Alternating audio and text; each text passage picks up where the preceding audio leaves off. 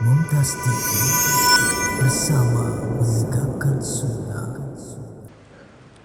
Alhamdulillahi Rabbil Alamin, wassalatu wassalamu ala ashrafil mursalin, Nabiyyina wa maulana Muhammadin wa ala alihi wa sahbihi ajma'in. Wa ashhadu an la ilaha illallah wahdahu la syarika lah, wa ashhadu anna Muhammadan abduhu wa rasuluh, sallallahu alaihi wa ala alihi wa sahbihi wa man tabi'ahum bi ihsanin ila yaumiddin. Yang kami hormati Bapak Ketua Yayasan Al-Munawwarah Banjarnegara, Bapak DRS Haji Fathullah, semoga Allah Ta'ala menjaga beliau beserta jajaran pengurus yayasan. Yang kami hormati pula Bapak Ketua Takmir Masjid Al-Munawwarah Banjarnegara beserta Yayasan Takmir, semoga Allah Ta'ala memudahkan mereka untuk bisa semakin memakmurkan Masjid Al-Munawwarah dan mengisi masjid ini dengan aneka kegiatan ibadah serta kegiatan pendidikan yang lainnya. Dan kita juga mengucapkan kepada para jamaah sekalian, semoga Allah Ta'ala memberikan keberkahan bagi kegiatan kita di pagi hari ini. Syukur alhamdulillah, layak kita haturkan kehadirat Allah. Di pagi hari ini Allah memberikan kita kemudahan untuk bergabung di salah satu taman surga. Biasanya kalau hari Ahad pagi orang itu menggunakannya untuk piknik. Di mana, Pak? Ada yang lari ke puncak gunung, ada yang ngelerek sampai pantai, ada yang tinggal di hotel, ada yang jalan-jalan di kampung dan seterusnya. Dan pagi hari ini Bapak Ibu sedang tidak piknik di tempat wisata, tapi Anda piknik insyaallah di taman surga. Rasulullah sallallahu alaihi wasallam mengatakan, wa idza marartum bi riyadil jannah farta'u. Apabila kalian melewati taman-taman surga, maka mendekatlah. Kemudian ada sahabat yang bertanya, wa ma riyadul jannah ya Rasulullah? Lalu apa yang dimaksud dengan taman surga itu ya Rasulullah? Jawab Nabi sallallahu alaihi wasallam, hilaqud dzikri. Yang dimaksud dengan taman surga adalah halaqah yang isinya membahas masalah zikrullah. Apa yang dimaksud dengan halaqah yang membahas masalah zikrullah? Para ulama menjelaskan bahwa makna zikrullah niku wonten kali. Makna zikrullah ada berapa? Ada dua. Makna zikrullah yang pertama adalah menyebut nama Allah dalam kalimat-kalimat thayyibah. Seperti misalnya jenengan mengucapkan subhanallah, alhamdulillah, Allahu akbar, la ilaha illallah, atau kalimat-kalimat thayyibah yang lainnya. Maka kalau kita selesai salat wajib lalu kita membaca zikir, berarti kita berada di majlis zikrullah. Karena kita menyebut nama Allah dalam kalimat-kalimat thayyibah yang kita baca ketika zikir setelah salat.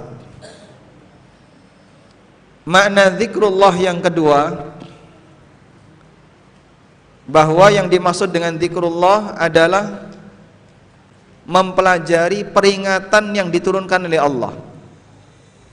Mempelajari peringatan yang diturunkan oleh Allah.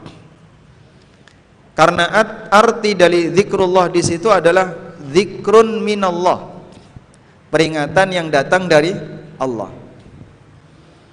Sehingga kajian ilmu agama, pembahasan tentang masalah halal haram, berarti adalah majlis yang di situ sedang dilakukan zikrullah, karena membahas tentang apa? Peringatan yang diturunkan oleh Allah Subhanahu wa taala. Dalam Al-Quran Allah menyebut kegiatan Jumatan itu dengan zikrullah. Allah berfirman, Ya ayyuhalladzina amanu idza nudiya lis-salati min yaumil jum'ah fas'au ila dzikrillah. Wong mukmin, nalikane awakmu diceluk untuk datang ke masjid, wahai orang yang beriman, ketika kalian mendengar panggilan untuk datang di masjid pada hari Jumat, fas'au ila dzikrillah, maka bersegeralah kalian menuju zikrullah. Dan yang dimaksud bersegera menuju zikrullah adalah bersegera untuk menghadiri apa? Jumatan. Allah sebut Jumatan dengan zikrullah, padahal kita tahu dalam kegiatan Jumatan isinya apa, Pak? Tahlilan atau yasinan? Bukan, ya. Apa isinya? Ada khatib berkhutbah lalu didengarkan oleh jamaah. Kegiatan seperti ini dalam Al-Quran disebut oleh Allah zikrullah. Sehingga ketika ada orang yang menyampaikan peringatan yang Allah turunkan, lalu disimak oleh para jamaah yang lainnya, forum seperti ini, majelis seperti ini bisa disebut dengan majelis zikrullah. Maka saat ini insya Allah Bapak Ibu sekalian berada di masjid Allah dalam rangka untuk membahas tentang masalah bagaimana cara yang benar dalam mencari harta yang halal. Berarti kita hakikatnya sedang berada di majelis zikrullah. Karena itulah di majelis zikrullah ini mari kita sikapi dengan serius, jamaah memperhatikan dengan baik.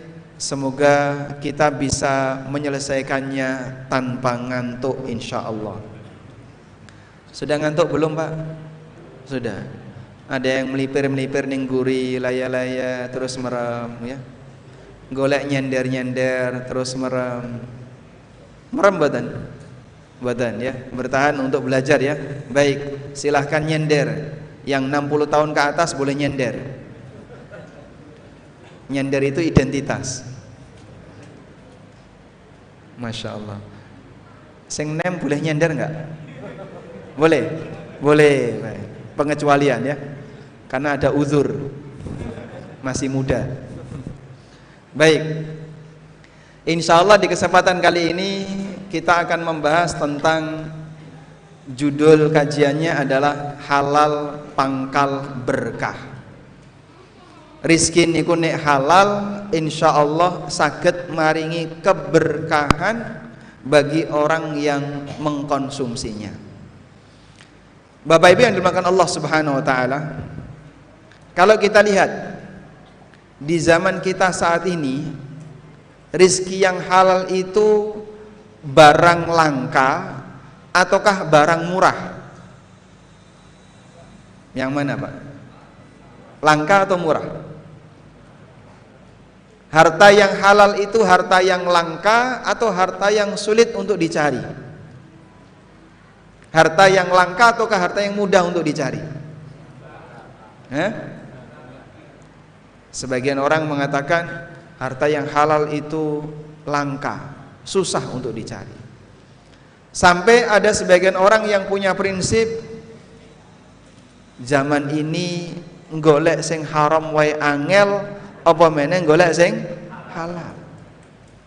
Nyari yang haram saja susah, apalagi nyari yang halal. Sehingga seolah-olah orang punya anggapan bahwa mendapatkan harta yang haram itu sebagai hal yang biasa. Karena mau gimana lagi, golek sing haram ae angel, nyari yang haram aja susah, apalagi nyari yang halal. Dan bisa jadi ini merupakan pembenar dari sabda Nabi sallallahu alaihi wasallam dalam hadis riwayat Bukhari.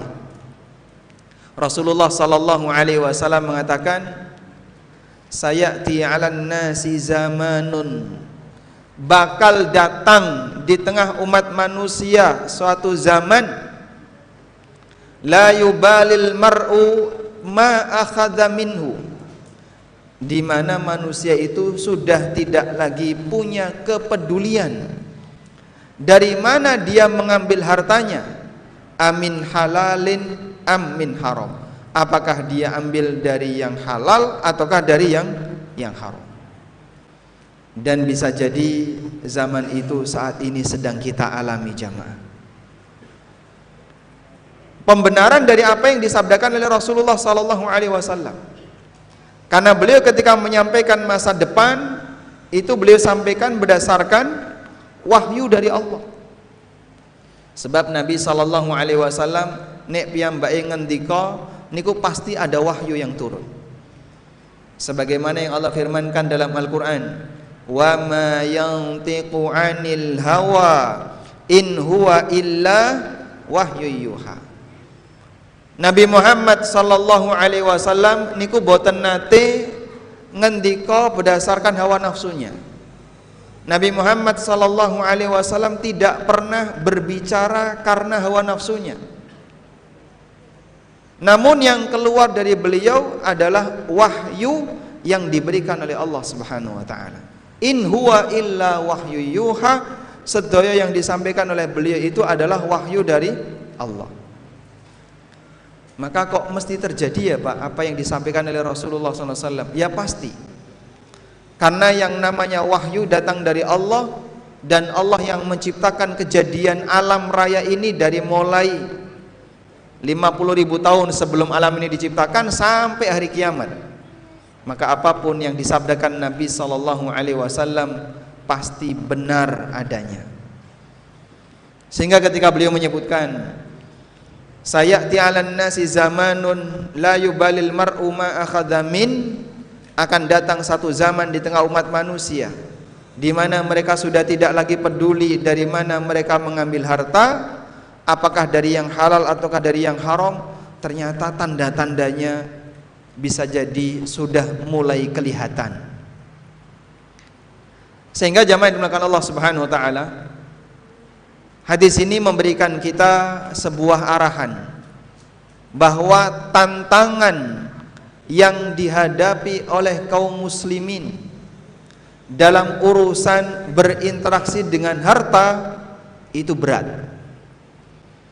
Karena kaum muslimin nanti akan menjalani hidup di mana masyarakatnya mengajak mereka untuk serong ke kiri, golek sing haram, golek sing kira-kira ora cetha, sampai yang syubhat-syubhat itu diambil semua, yang haram juga kadang diambil, dan orang sudah tidak lagi peduli.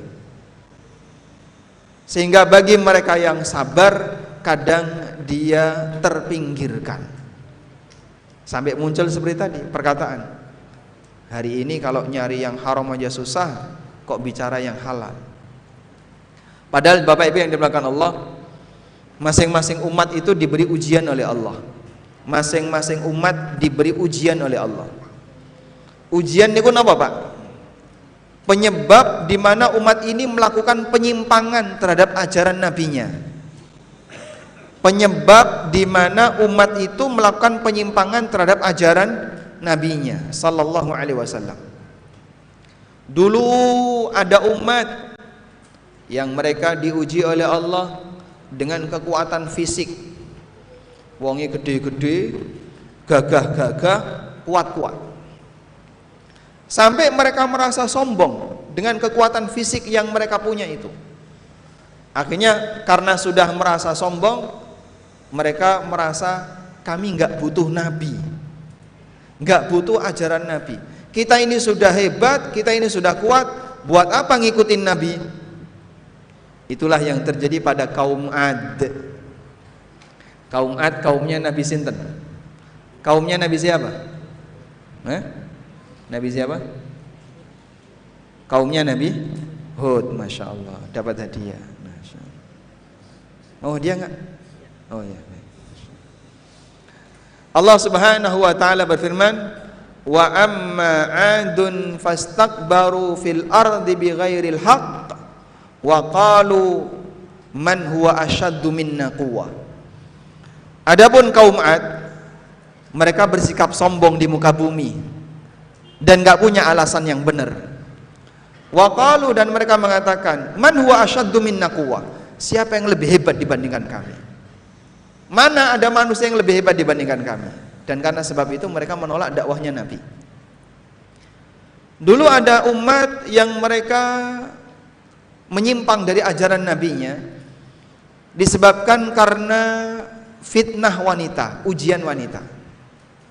Boten saged njaga wong wedok ingkang sae, tidak bisa menjaga generasi wanitanya dengan baik, sehingga mereka pun menjadi menyimpang dari ajaran nabinya sampai mereka mengikuti ajaran yang jauh dari ajaran nabinya. Mereka keluar dari agama nabinya. Dan ini yang dialami oleh Bani Israel. Allah Subhanahu wa taala mengatakan, fattaqud dunya, Nabi sallallahu alaihi wasallam bersabda, fattaqud dunya wattaqun nisa fa inna awwala fitnati bani Israila kanat fin nisa.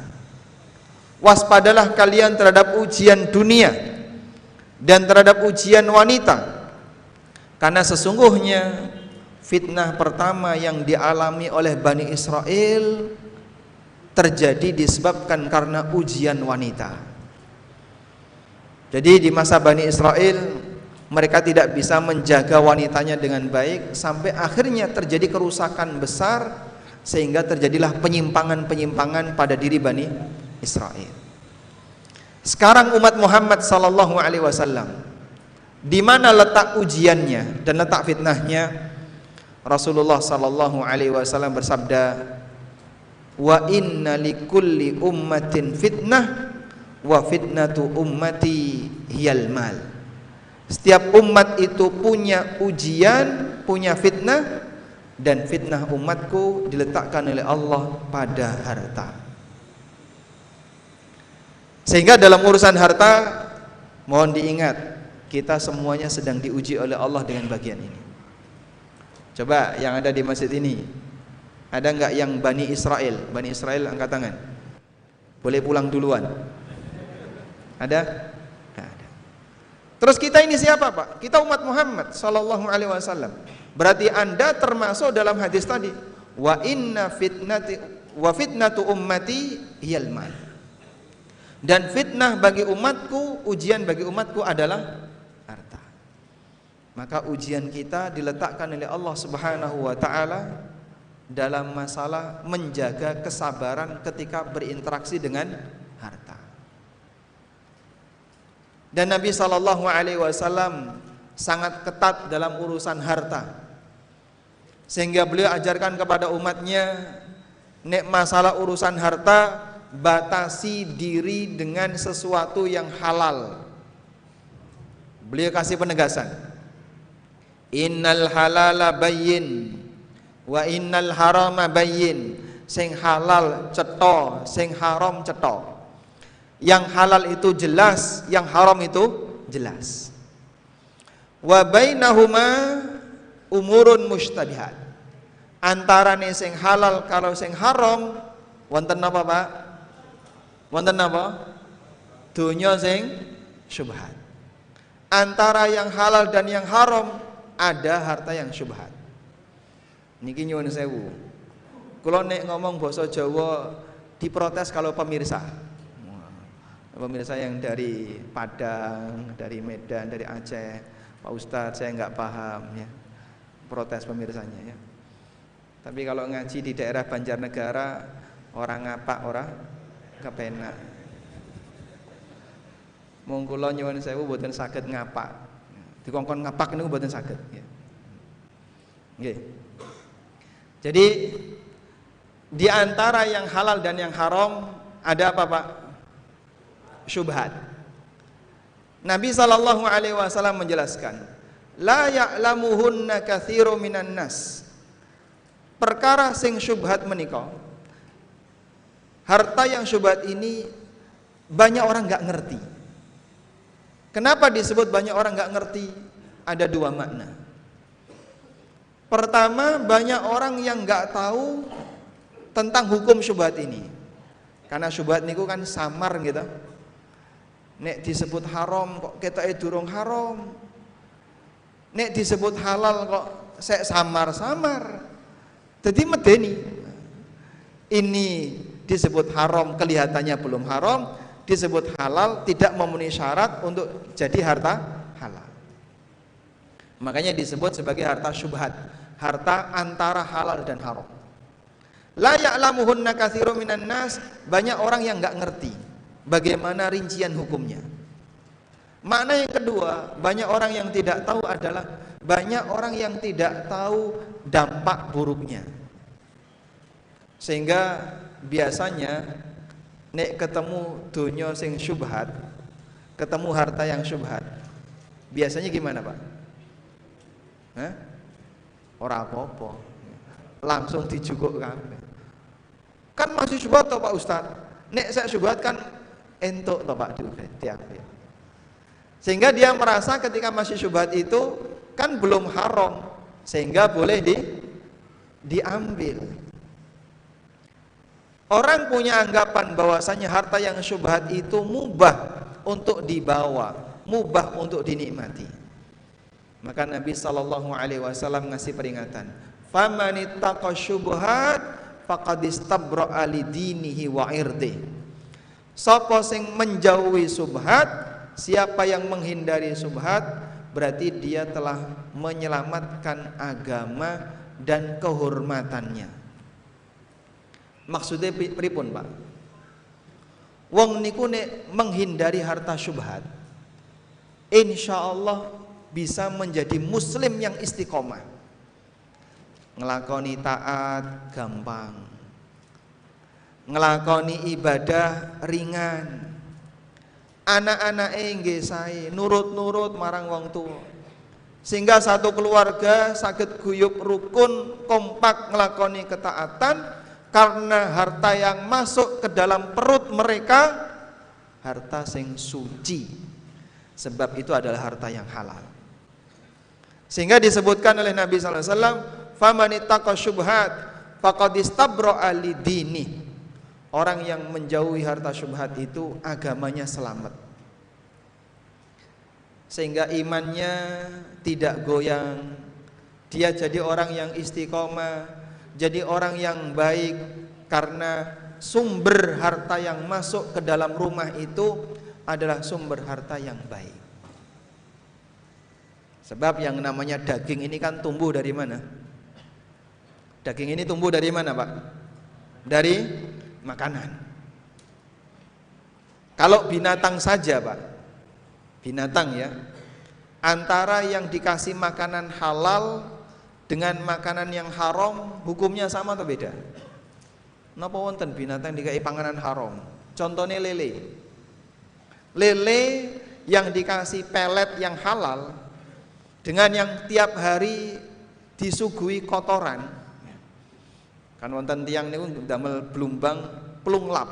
Nah, begitu plung langsung lap. Tahu blumbang plung lap? Sehingga tiap hari ini ikan makannya apa? Kotoran. Kadang dikasih bangkai ya, ayam tiren ya, mati kemarin dikasihkan. Kadang dikasih makanan-makanan kotoran. Dengan yang dikasih makanan yang bersih, status hukumnya sama atau beda? Ya, beda. Binatang yang makan najis, makan bangkai, makan kotoran, itu dalam Islam disebut dengan jalalah. Napa niku Pak jalalah? Nggih niku kewan binatang yang aslinya halal. Lele, nila, bawal. Biasanya ikan pemakan segala niku napa? Greskap. Greskap niku ikan apa? Greskap. Kayak apa itu? Kayak nila. Lebih besar ya. Baik. Bawal juga sama ya. Dia pemakan segala. Bawal itu doyan daging enggak? Doyan ya. Nah, ini ikan pemakan segala. Dikai bangkai ya doyan, dikai godhong ya doyan. Sehingga ikan semacam ini kadang dia dikasih makanan-makanan yang kotor. Maka ikan kayak gini disebut dengan jalalah. Terus pripun Pak kalau ada ikan yang seperti ini? Jalalah itu haram hukumnya untuk dimakan langsung. Loh lele kok haram? Ikan kok haram? Haramnya bukan karena ikannya, tapi karena dia mengkonsumsi makanan yang haram. Sehingga karena dia mengkonsumsi makanan yang haram, maka status dia jadi binatang kotor, disebut jalalah. Bisa jadi halal kalau dikarantina. Sehingga dia dikarantina selama kurang lebih 3 sampai 5 hari atau boleh lebih dari itu, terus dikasih makanan yang halal hingga pengaruh yang haram jadi hilang. Nanti berubah jadi halal. Itu cara penanganan hewan jalalah. Loh, binatang saja Pak, beda status gara-gara jenis makanan. Dan kadang ada binatang yang gampang terserang penyakit itu karena makanan. Makanya jenengan kalau dolanan di kebun binatang itu kan ada peringatan ya, dilarang memberi makan sembarangan. Kewan niku Pak duwe aturan, panganane diatur. Mosok menungsor gak duwe aturan. Coba misalnya di rumah jenengan ada tulisan dilarang memberi makanan sembarangan kepada penghuni rumah ini. Dikiranya kebun binatang. Bukan, maksudnya adalah bahwa penghuni rumah ini hanya boleh mengkonsumsi yang halal. Sehingga binatang saja dalam urusan makanan itu diatur, ada larangan untuk ngasih makanan sembarangan. Seharusnya manusia gimana? Lebih terlarang lagi. Kita ini makhluk yang berakal, sebab makanan itu berdampak kepada aktivitas yang kita lakukan. Mongko apa sing dilebokno nanti bisa jadi tingkah laku dan perbuatannya. Makanya hati-hati, kewajiban para bapak, para kepala rumah tangga yang menjadi tulang punggung keluarga. Jenengan nek nggawa donya sing halal dikasihkan kepada anak istri, insya Allah menenangkan. Tapi kalau membawa harta yang haram lalu dikasihkan anak istrinya, hati-hati saja Pak, bisa jadi mereka akan berbalik arah menyerang kepada orang yang ngasih umpan harta haram ini. Makanya Allah sebutkan dalam Al-Quran, inna min auladikum wa azwajikum aduwwan lakum fahdharuhum. Bisa jadi di antara anak kalian, di antara istri kalian ana sing dadi musuh bagi kalian. Fahdharuhum, mongko waspadalah kalian. Dan mungkin awalnya adalah berasal dari suaminya, bapaknya, sebagai sumber, sebagai mata tulang punggung di keluarganya, dia mencari sumber pendapatan sing gak bener dikekno anak bojone. Saya punya teman kemarin ya sempat safar bareng cukup lama dengan beliau. Kemudian beliau cerita pengalaman taubatnya. Pada satu ketika beliau ini bekerja di tempat yang terlarang, sehingga beliau membawa banyak harta. Lalu ketika beliau pulang, sampai di rumah malam hari, beliau melihat istri dan anaknya sedang tertidur. Terus beliau ini merenung terus. Dunia sing elek kaya ngene tak kekno mereka. Padahal mereka meskipun tidur darahnya mengalir. Meskipun mereka tidur nafas itu tetap jalan. Meskipun mereka tidur makanan yang mereka serap itu akan tumbuh menjadi daging. Apabila saya ngasih sesuatu yang haram kepada mereka, itu akan berubah jadi apa? Akan tumbuh menjadi daging mereka, tumbuh menjadi darah mereka, dan seterusnya. Maka beliau berpikir, kalau seperti ini yang terjadi, saya malu kepada Allah untuk memberikan sesuatu yang haram kepada mereka. Ditinggal itu Pak, harta haram itu dibuang. Dan sejak saat itu beliau bertobat kepada Allah, lalu membatasi diri hanya mengambil yang halal saja. Masya Allah. Padahal beliau ini penghasilannya ketika itu sangat besar, karena beliau bertugas di daerah yang basah. Bahkan kata beliau, orang mau basah Pak Ustadz, banjir. Saking banyaknya duit-duit yang kotor seperti itu ditinggal. Mikir dengan keluarganya.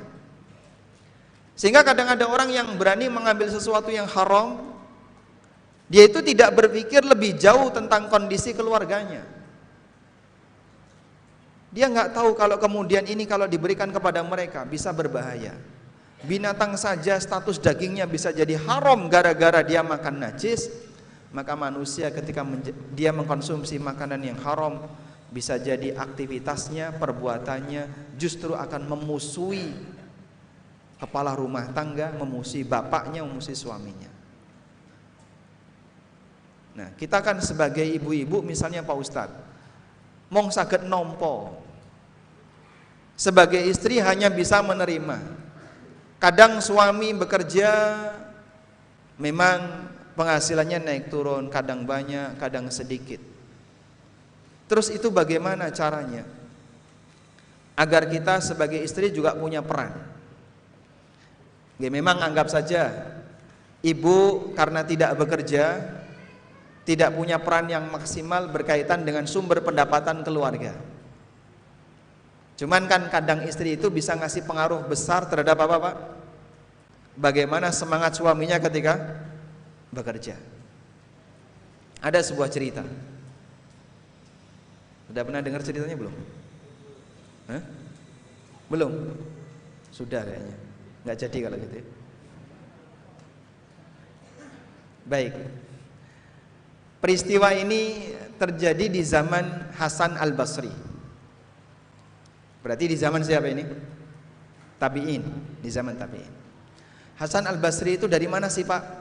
Dari Basrah, makanya disebut Hasan Al-Basri. Hasan Al-Basri itu pernah diasuh di rumahnya Ummu Salamah. Sebab ibunya itu mantan budaknya Ummu Salamah. Sehingga Hasan Al-Basri ini pernah tinggal di rumah Rasulullah SAW. Beliau kan pernah bercerita, kuntu nawaltu saqfa baitin Nabi sallallahu alaihi wasallam hakadha. Hasan Al-Basri itu ketika di usia kurang lebih 10 tahun bisa menggayuh atap rumah Rasulullah SAW sambil jinjit. Berarti atap rumah Nabi gimana? Tinggi atau pendek? Pendek. Coba yang usia 10 tahun siapa? Usia berapa? 13 tahun, selisih 3 tahun ya. Berdiri sambil gini. Berapa meter kira-kira? Coba berdiri, tak kasih hadiah. Nah, berdiri. Nah, tangannya dinaikkan ke atas puncak, jinjit. Nah, berapa meter itu Pak?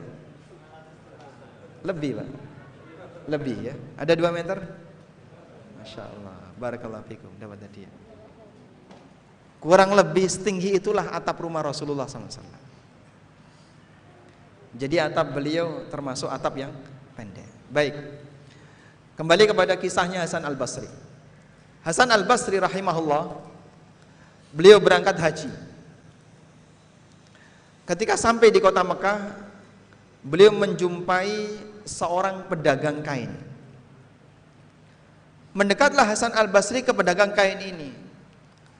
Lalu si pedagang ini berusaha untuk meyakinkan konsumennya, si ulama Hasan Al-Basri ini sebagai konsumennya, dengan luar biasa menggebu-gebu, terlalu bernafsu, gimana caranya biar bisa laku. Masya Allah, Tuhan beruntung ketemu kami. Ini kain terbaik di dunia, top markotop, yes mare yes. Kalau jenengan tidak beli nanti pulang rugi. Pokoknya gimana caranya biar orang ini mau beli. Akhirnya beliau berpikir, ini orang kok terlalu bernafsu agar laku dagangannya, sehingga ditinggalkanlah itu pedagang. 2 tahun berikutnya Hasan Al-Basri berangkat haji lagi, dan beliau ketemu dengan penjual kain yang sama. Tapi kali ini cara beliau dalam menawarkan barang dagangannya lebih santun, lebih santai, tidak terlalu bernafsu, sehingga membuat calon konsumennya nyaman. Silahkan tuan, kalau mau diperiksa dulu silahkan, ini barang dagangan saya, kalau tertarik silahkan dibeli, harganya sekian, ada cacatnya di sini, ada cacatnya di sini, silahkan diperiksa. Kemudian beliau terheran, kok ada perubahan besar cara orang ini dalam berdagang. Hasan al-Basri penasaran, beliau ingin tahu apa sih penyebabnya sehingga cara beliau dalam berdagang ini kok berubah.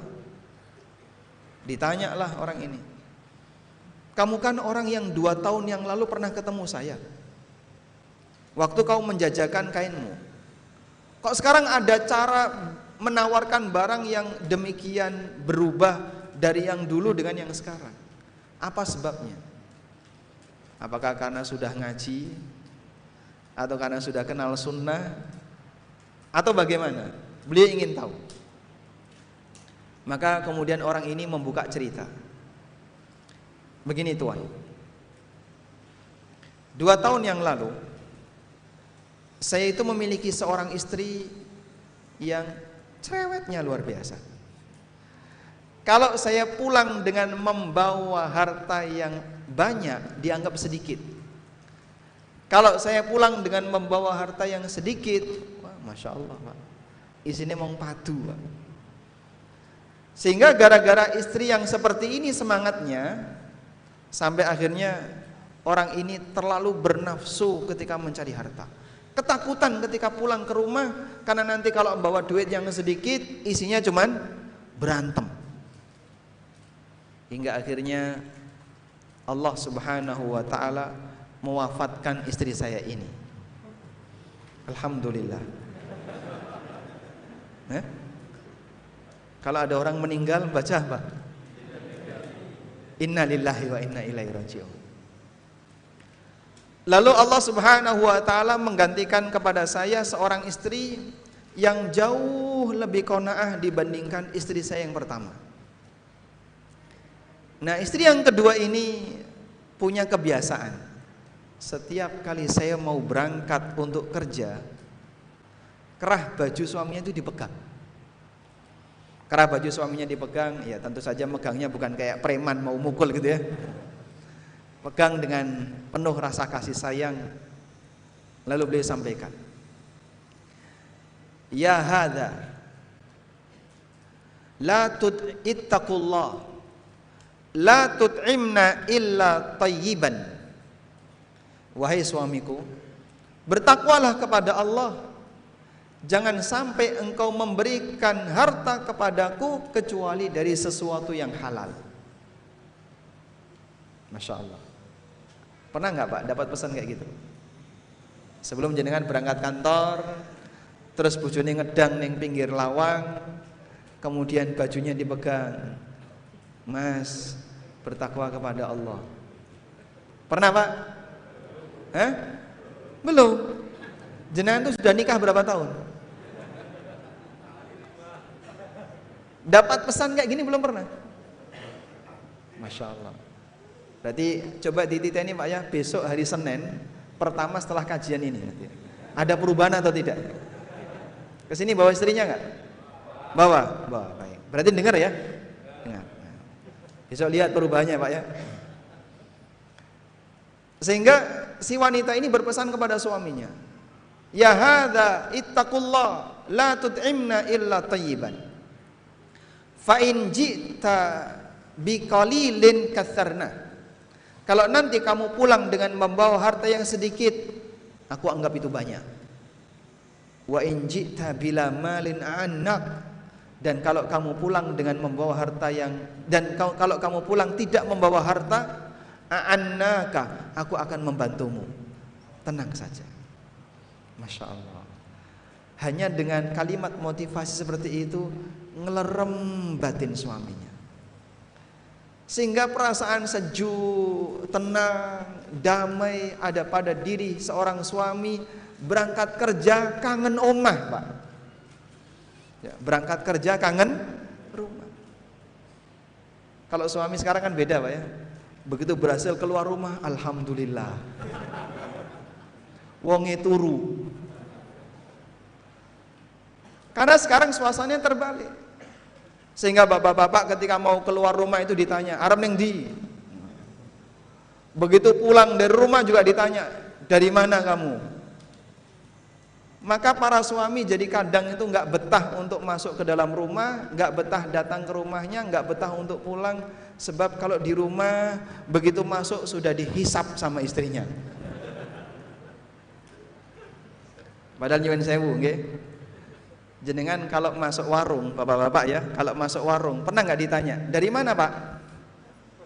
Hah? Masuk warung itu ditanya apa Pak? Hah? Mau minum apa? Mau makan apa? Iya. Kalau masuk warung tanyaannya apa? Mau makan apa? Bapak mau makan apa? Mau minum apa? Monggo badhe ngunjuk nopo? Langsung disuguhi menu. Coba jenengan kalau pulang seperti itu Pak, kira-kira bisa nggak Pak? Berarti ibu-ibu harus nyiapkan menu tiap hari ya. Nanti kalau bapak pulang langsung menunya disuguhkan. Sehingga nggak pernah ada kok bapak-bapak datang ke warung ditanya, Pak dari mana? Langsung ditanya mau makan apa. Makanya suaminya lebih kerasan neng warung timbangane neng omah. Leres Pak? Jenengan ngaten niku Pak? Buatan nggih? Buatan. Di sini tidak demikian ya, nggak tahu nanti kalau di rumah. Karena orangnya sedang hadir di pengajian. Baik. Sehingga Bapak Ibu yang dimuliakan Allah Subhanahu wa taala, semangat yang diberikan oleh seorang istri mungkin bisa jadi mereka tidak terlibat dalam mencari sumber pendapatan bagi keluarga. Namun pesan moral yang disampaikan oleh seorang istri bisa membuat suasana rumah tangga jadi semakin damai. Coba sesekali ya, ketika Anda suaminya pulang atau suaminya mau berangkat kerja dikasih pesan moral, Mas, bertakwa kepada Allah, jaga pandangan, ingat neraka jahanam. Lu kok kayak gini pesannya? Lu kan enggak apa-apa. Pesan bagus nggak itu? Pesan bagus. Hah? Gimana Pak? Ancaman ya, Masya Allah. Jangan aneh loh Mas, si jiwanya cukup. Betul kayak gitu? Tititeni sisok Pak ya. Kalau besok ada seperti itu, alhamdulillah berarti pengajian ini berhasil Pak. Ada perubahan. Baik. Sehingga terkadang ada seorang suami yang dia terpengaruh oleh semangat istrinya. Ketika istrinya semangatnya semangat yang bagus, itu memberikan semangat yang baik, dorongan yang baik bagi suaminya. Sebaliknya ketika istrinya terlalu bernafsu dengan harta, terlalu perhitungan dengan harta, justru itu bisa terlalu menekan suaminya. Ada sebagian orang yang saya lihat kayaknya dia ini sering bingung. Jadi kayak orang pusing tiap hari. Karena sering dimarahi istrinya. Gara-gara apa? Urusan duit. Mulai ranggo duit diseneni, ranggo popo diseneni. Subhanallah. Baik. Karena itu ini pesan bagi ibu-ibu ya. Berikan semangat yang baik bagi suaminya, sebab Anda bisa memberikan pengaruh yang luar biasa bagaimana cara suami ini dalam mencari harta. Nah, selanjutnya Rasulullah sallallahu alaihi wasallam menyebutkan orang yang menghindari syubhat, kata beliau, faman ittaqa syubhat faqad istabra'a li dinihi wa irdi. Orang yang menghindari syubhat maka berarti dia telah membersihkan agama, tadi sudah kita bahas, dan membersihkan kehormatannya. Apa yang dimaksud menghindari syubhat itu membersihkan kehormatan. Kadang ada sebagian orang yang hartanya itu dicurigai oleh orang lain. Bentuknya gimana Pak? Ada sebagian orang yang kadang ketika dia ngasih sesuatu kepada orang lain, yang nerima itu Pak setengah hati untuk mau menerima. Iki halal po haram ya, halal po haram. Kenapa? Karena orang ini hartanya dicurigai oleh orang lain. Sehingga ketika hartanya dicurigai oleh orang lain, saat dia ngasih sesuatu kepada tetangganya, kepada temannya, kepada kerabatnya, sampai yang nerima itu tidak bisa menerima dengan lapang dada, khawatir, deg-degan. Ojo-ojo ini dunya sing haram, jangan-jangan ini harta yang haram. Kira-kira kalau kita diberlakukan orang lain seperti itu, bahagia nggak Pak? Nggak bahagia. Berarti orang lain suudzon sama kita. Dan mungkin saja itu terjadi pada diri kita. Ada orang yang suudzon disebabkan karena harta kita itu tidak 100% bersih. Ini contoh yang sering terjadi ya di masyarakat. Kadang ada tetangga yang cepat sekali ketika dia bangun rumah.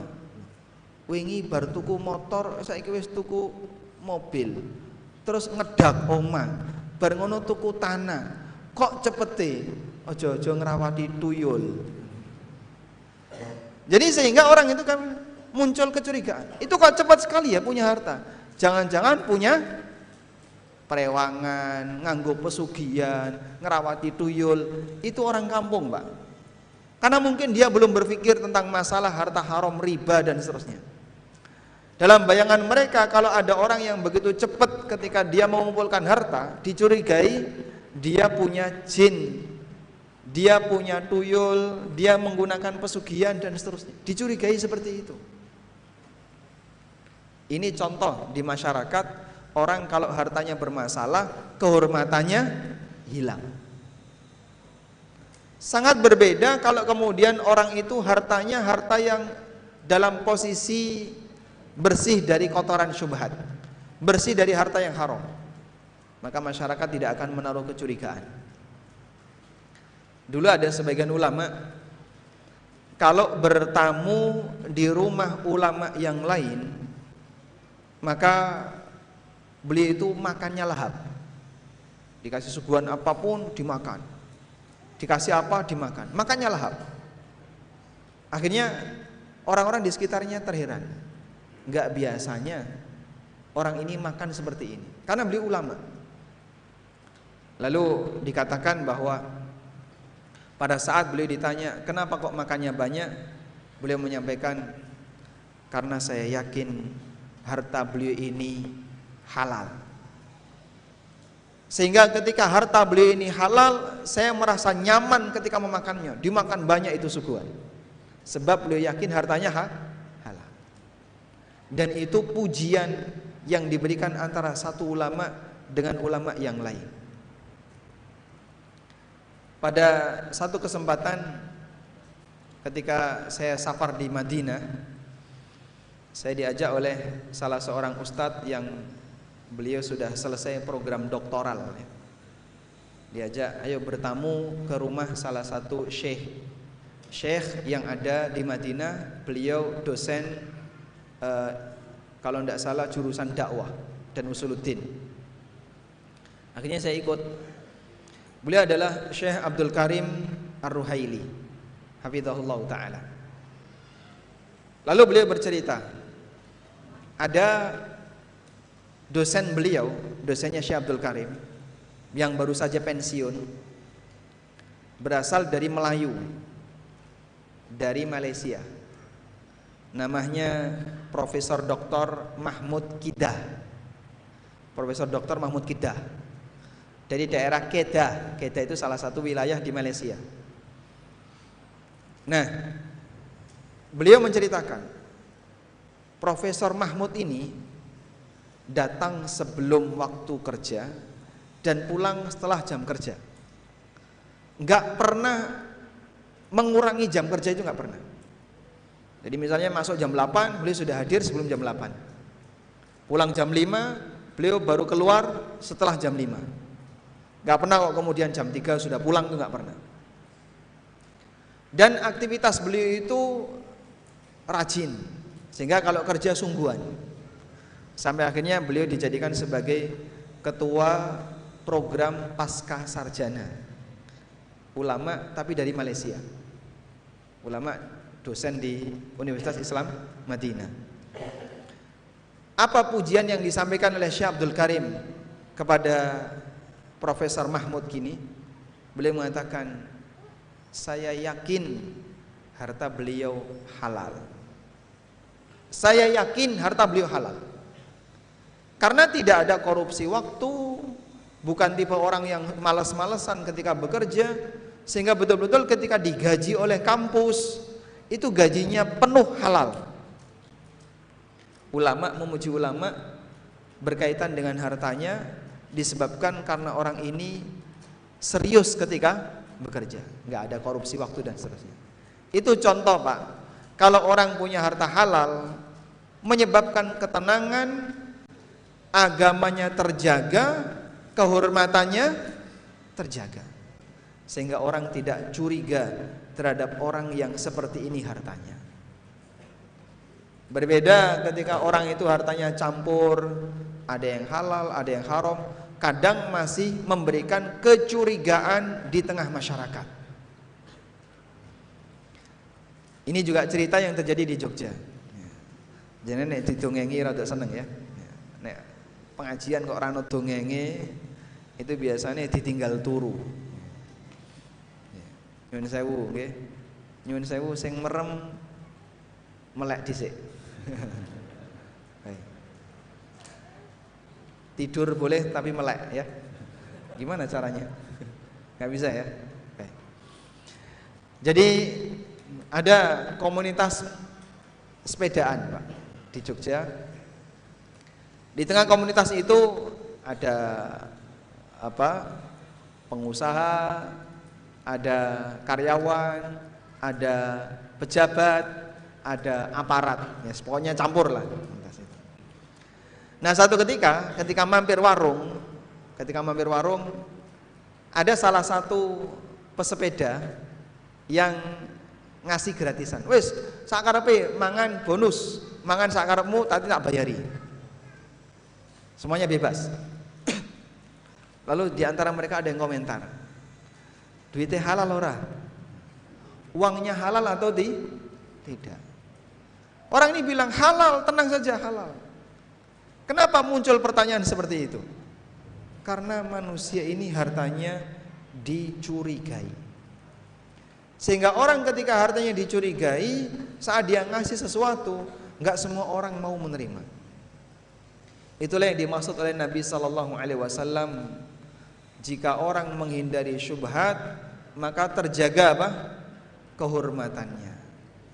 Makanya jamaah, satu kata kunci, ambil yang yakin halal, sedangkan yang ditinggalkan ada berapa Pak? 2. Pertama, sing haram, nomor loro, syubhat. Bukan syubhat itu dicarikan alasan untuk jadi halal. Ini kan masih syubhat. Kok sih tak tanyakan ke sana, tanya sini, tanya situ, cari kira-kira mana yang memberikan fatwa halal. Pernah ada orang ini datang ke Jogja, ke kantor Yufid, dan waktu itu saya bekerja di kantor Yufid. Datang rombongan, lalu beliau ingin tanya tentang kasus muamalah dari Jakarta. Terus saya bilang, kenapa jauh-jauh ke Jogja? Di Jakarta ada banyak ustadz yang bisa ngasih jawaban kasus Anda. Anda bisa datang ke Ustadz Erwandi, yang beliau adalah pakar dalam masalah muamalah. Anda bisa datang ke Ustadz Nizar, ustadz-ustadz yang lainnya. Lalu yang nganter itu bilang ke saya, sebenarnya orang ini sudah tanya ke beberapa ustadz, termasuk Ustadz Erwandi.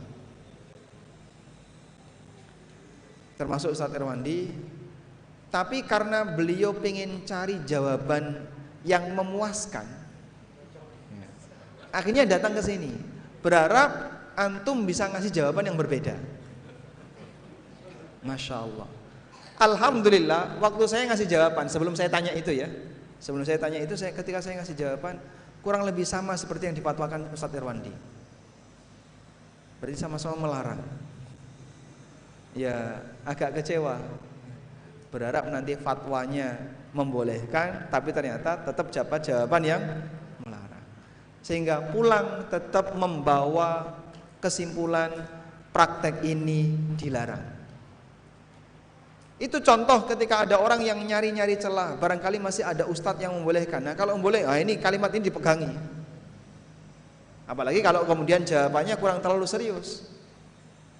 Mohon maaf ya, kalau ada ustadz ditanya dalam kondisi beliau buru-buru, itu jawabannya pasti nggak maksimal. Dalam kondisi buru-buru. Tapi kan kadang masyarakat, jamaah itu nggak mau tahu. Satu lagi Ustaz, satu lagi. Tunggu dulu, satu lagi Ustaz. Urgent ini, mendesak. Terus tanya dalam posisi ini yang ditanya pusing, buru-buru karena pesawatnya mau take off, sebentar lagi harus boarding, sudah dalam kondisi itu masih dihadang di jalan ditanya, nggak bakalan bisa ngasih jawaban yang bagus. Makanya kalau tanya, lihat keadaan. Kalau keadaannya nggak nyaman, jangan dipaksakan. Nah ada orang yang kayak kadang nggak mempertimbangkan bagian ini. Mohon maaf, biasanya jawabannya nggak maksimal, akhirnya jawaban yang nggak maksimal itu yang digunakan sebagai landasan. Kemarin beliau bilang boleh kok. Kapan kamu tanya? Pas beliau mau ke airport itu. Beliau pas lari-lari tak kejar. Akhirnya karena jawabannya jawaban mendesak, ya udah, boleh aja biar dia pergi. La haula wala quwata illa billah. Baik, karena itu jamaah dimulakan Allah Ta'ala, waspada dengan hal semacam ini. Bisa jadi ada orang yang nyari-nyari celah dalam rangka untuk membela harta yang syubhat. Padahal Nabi SAW minta, nek ketemu syubhat, dia apa kan? Tinggalkan. Faman ittaqa syubhat, siapa yang menghindari syubhat, faqad istabra'a li dinihi wa irdi, maka dia telah membersihkan agama dan kehormatannya. Sekarang coba Anda baca firman Allah Ta'ala di surat Al-A'raf ayat 32. Buka mushaf Al-A'raf ayat 32. Silakan buka mushafnya. Mushaf Pak ya, bukan HP Pak. Qur'annya ada di mana? Di HP. Baik, silakan buka Al-Qur'an surat Al-A'raf ayat 32. Di Qur'annya ada surat Al-A'raf enggak? Ada? Ada ya. Berarti bukan Quran palsu. Dah, ayat 32. Udah ketemu? Baik. Coba kalimatnya gimana? Ada yang bisa baca? Bawa enggak? Bisa. Oh enggak bawa. Santri enggak bawa ya. Nah. Allah Ta'ala berfirman. Fadhal Iqra. Ada suaranya itu? Alhamdulillah. Nah. A'udzu billahi minasyaitonir rajim. Qul man harrama zinatallahi allati akhraja li'ibadihi wat-tayyibati minal rizq. Qul hiya lilladzina amanu fil hayatid dunya khalisatan yawmal qiyamah. Kadzalika nufassilul ayati liqaumin ya'lamun. Barakallahu fiik. Sekalian artinya, biar jamaah bisa mendengar langsung bagaimana artinya. Ada terjemahannya mushafnya? Ada, baik, silakan dibaca.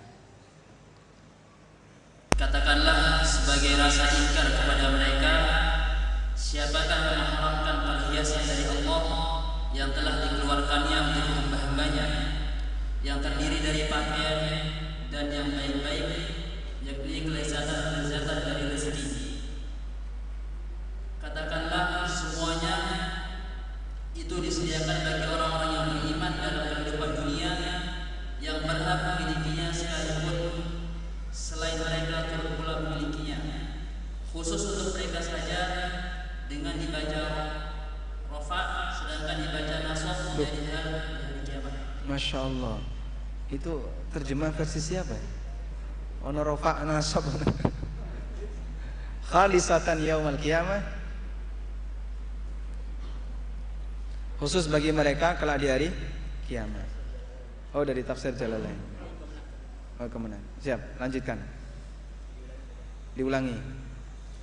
Katakanlah, Muhammad, siapakah yang mengharapkan perhiasan dari Allah yang telah Dia sediakan untuk hamba-hambanya dan rezeki yang baik-baik? Katakanlah, semua itu adalah untuk orang-orang yang beriman dan juga tidak beriman dalam kehidupan dunia, tetapi ia akan menjadi khusus untuk mereka yang beriman saja pada hari kiamat. Demikianlah kami menjelaskan secara terperinci ayat-ayat itu kepada kaum yang mengetahui. Masya Allah. Baik. Ini kabar gembira bagi mukmin.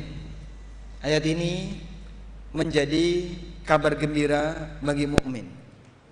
Dari sisi mana, Pak? Kok bisa disebut sebagai kabar gembira bagi mukmin? Baik, di sisa waktu kita akan bahas bagian ini. 15 menit insya Allah. Orang musyrikin, mereka ketika dalam aturan pakaian dan makanan membuat hukum sendiri, sehingga mereka menghalalkan apa yang Allah haramkan dan mengharamkan apa yang Allah halalkan. Ini kebiasaan orang musyrik. Salah satu di antara bentuk mengharamkan apa yang Allah halalkan adalah mereka ini membuat aturan bahwa orang yang datang ke Masjidil Haram tidak boleh tawaf kecuali dengan menggunakan pakaian yang enggak pernah dipakai maksiat. Coba, menggunakan pakaian yang enggak pernah dipakai maksiat. Itu kan enggak ada. Hampir semua pakaian pernah digunakan untuk maksiat. Sehingga mereka tidak punya pilihan untuk tawaf dalam kondisi berpakaian kecuali kalau dia punya kain baru. Kalau dia tidak punya kain yang baru, maka dia tidak bisa tawaf dengan berpakaian.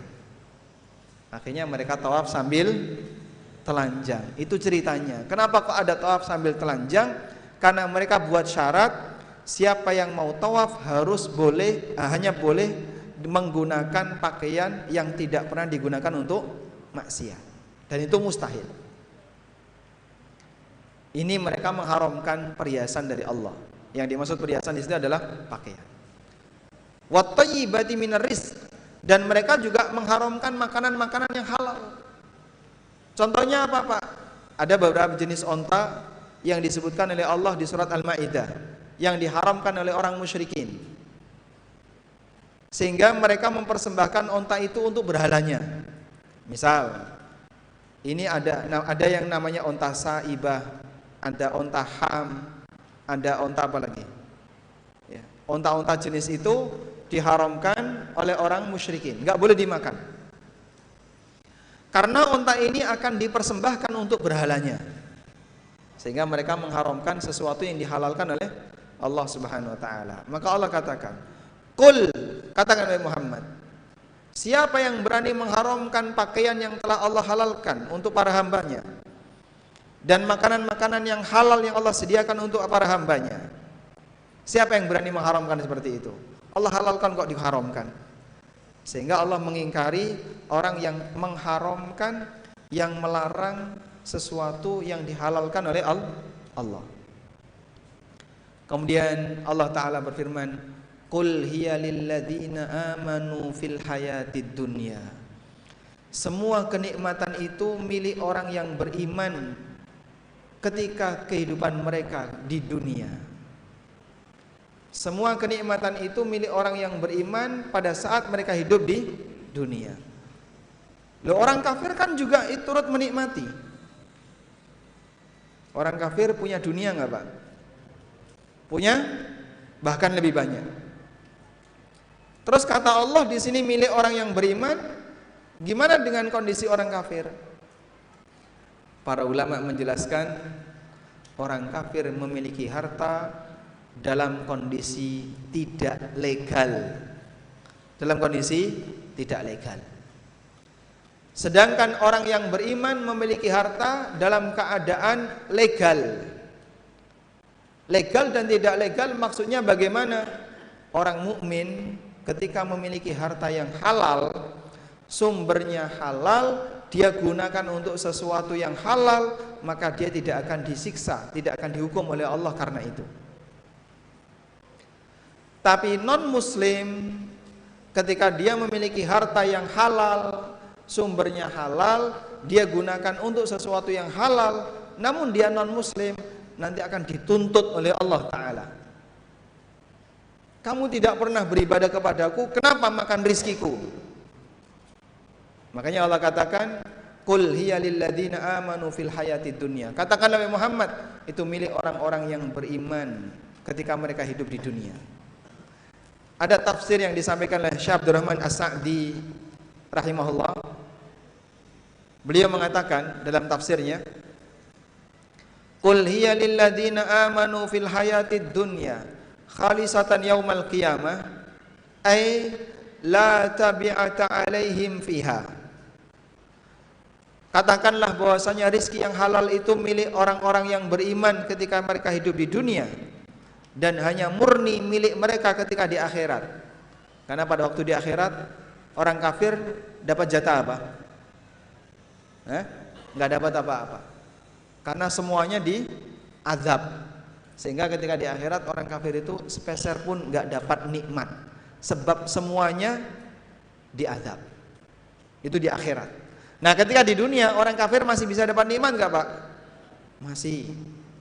Mereka bisa menikmati dunia, mereka bisa makan, bisa tidur, bisa minum, bisa tidur, bisa kawin. Itu orang kafir. Tapi besok di akhirat mereka sudah nggak punya apapun. Baik. Lalu kata Allah Subhanahu wa taala, orang mukmin ketika menggunakan harta yang halal pada waktu di dunia enggak dituntut. Tidak dituntut. Wa mafhumul ayah anna man lam yu'min billah bal ista'ana biha ala ma'asihi fa innaha ghairu khalisatin lahu wala mubahatin bal yu'aqabu 'alaiha wa 'ala tana'umi biha wa yus'alu 'anil na'im yaumal qiyamah. Pemahaman sebaliknya dari ayat, bahwa orang yang tidak beriman kepada Allah, bahkan dia menggunakan harta itu untuk berbuat maksiat, maka nanti dia akan dihukum oleh Allah meskipun dia menikmati yang halal, walaupun harta itu halal. Ini keterangan Ibnu Katsir rahimahullah. Yu'aqabu 'alaiha, dia akan dihukum disebabkan karena dia menikmati harta. Sebab non muslim tidak punya hak untuk menikmati rizki yang disediakan oleh Allah karena mereka tidak beribadah kepada Allah. Demikian keterangan yang disebutkan dalam tafsir Ibnu Katsir. Masya Allah, kok bisa Pak seperti itu? Kita dikasih nikmat, seharusnya tugas orang yang menerima nikmat itu apa? Berbuat taat. Kalau ada orang yang diberi nikmat, tapi setelah itu dia berbuat kesyirikan, menyembah selain Allah, di saat itulah Allah murka. Sehingga nanti Allah akan nuntut orang ini. Kau sudah aku kasih nikmat A, kasih nikmat B, kau bisa makan, kau bisa minum, kau bisa menikmati kehidupan di dunia, kau gunakan untuk apa semua itu? Untuk maksiat, gak pernah ibadah kepada Allah, bahkan sujud kepada selain Allah, bahkan dia menyekutukan Allah dengan aneka Tuhan-Tuhan yang lainnya. Allah tuntut karena mereka menikmati dunia tapi tidak digunakan untuk berbuat taat. Berbeda dengan orang yang beriman. Orang beriman ketika menikmati semua itu tidak akan dituntut oleh Allah Subhanahu wa taala. Wallahu taala alam. Baik, demikian yang bisa kita sampaikan. Semoga menjadi kajian yang bermanfaat. Sekarang jam 10.53, kurang 7 menit Pak Ustaz. Jadi saya korupsi waktu 7 menit.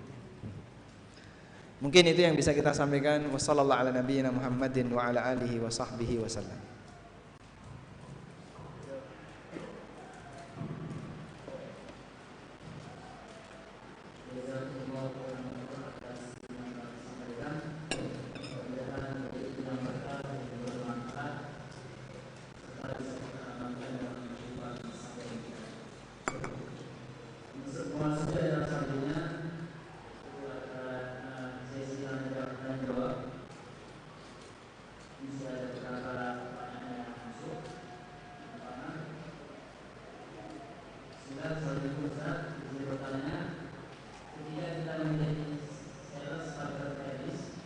Sales apa? Oh, pakai.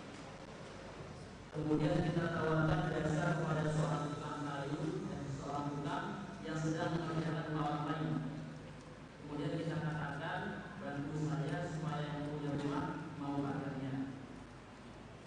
Oh, tukang yang sedang ngerjakan. Terus Kamu tak kasih persenan, apakah demikian termasuk menyogok, Ustaz? Masya Allah. Ya. Memang aneka celah itu terjadi pada seseorang.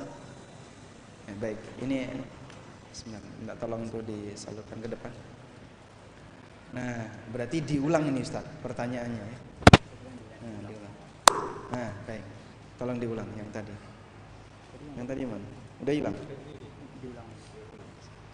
Biar pemirsa bisa dengar. Bismillah, Assalamualaikum Ustadz, izin bertanya. Ketika kita menjadi sales pagar tralis, kemudian kita tawarkan jasa kepada seorang tukang yang sedang mengerjakan rumah orang lain, kemudian kita katakan, bantu saya supaya yang punya rumah mau pagarnya, nanti kamu tak kasih persenan, apakah yang demikian termasuk menyogok Ustadz? Jazakumullah khairan. Masya Allah, baik. Memanfaatkan orang dalam agar bisa masuk ke dalam, ya. Boleh nggak kayak gini, Pak? Kadang praktek seperti ini di sebagian masyarakat sudah menjadi hal yang biasa. Sehingga kita dulu ya, tahun 98 itu kan Indonesia kayak sedang dicuci. Anti KKN terutama ya. Apa KKN? Korupsi, kolusi, nepotisme. Tapi nyatanya pasca revolusi penyakit itu juga bertahan, gak hilang. Meskipun sudah diperangi demikian kuat, namun pada prakteknya ternyata tetap bertahan. Nah, salah satunya adalah masalah nepotisme. Nepotisme terutama dalam proyek. Kalau nggak melalui orang dalam atau kenalan, susah Pak untuk bisa menang. Sehingga pilihannya melalui orang di dalam, kenalan atau sogok. Nah yang kayak gini hukumnya bagaimana? Hukumnya jelas nggak boleh. Hukumnya nggak boleh. Baik, bahkan itu bisa melanggar hukum di Indonesia. Nah sekarang kasusnya seperti tadi, tukang ini kan bukan orang dalam, karena dia ya pekerja lepas. Selama dia sedang bekerja pada pemilik rumah itu, maka status dia seperti orang dalam. Sehingga kalau kemudian Anda menawarkan jasa tralis, ini kalau langsung menawarkan ke pemilik rumah bisa jadi nggak mau, lewat tukang saja, biar tukang yang manas-manasi. Nanti kalau tukangnya sudah manas-manasi, sudah panas, ya tinggal disulut kan langsung bulat-bulat gitu. Kemudian ada kerjasama dengan tukang, tukangnya dikasih persen seperti ini. Wallahu alam, mungkin bisa jadi itu masuk kategori sogok. Karena sebenarnya mereka sedang mempengaruhi pemilik rumah, konsumen, ya, untuk mau belanja, tapi kerjasama antara pemilik tralis, sales tralis dengan tukang. Nah yang kayak gini tidak boleh. Maka kami sarankan Anda bersaing sehat saja, lakukan secara organik, normal, tidak usah pakai sogok-sogokan, bayar-bayaran. Dipahami ya? Sehingga misalnya, ya berani sampaikan kepada pemilik rumah. Kalau Anda menawarkan pagar tralis atau pagar stainless dengan harga sekian, insya Allah kualitas kami bagus dan harganya bersaing dengan yang lain.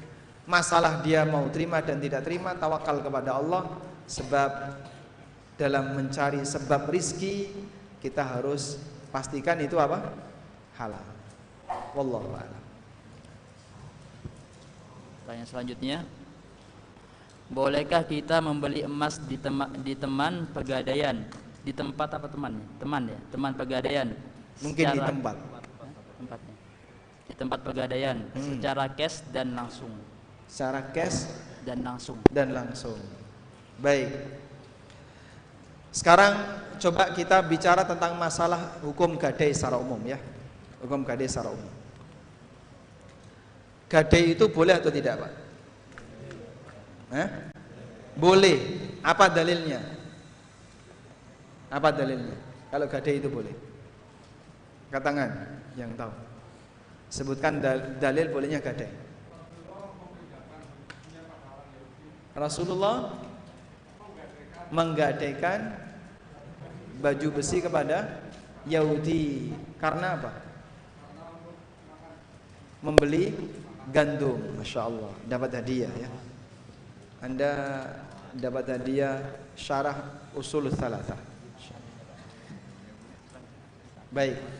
Sebutkan dalil dari Al-Quran bolehnya melakukan transaksi gadai.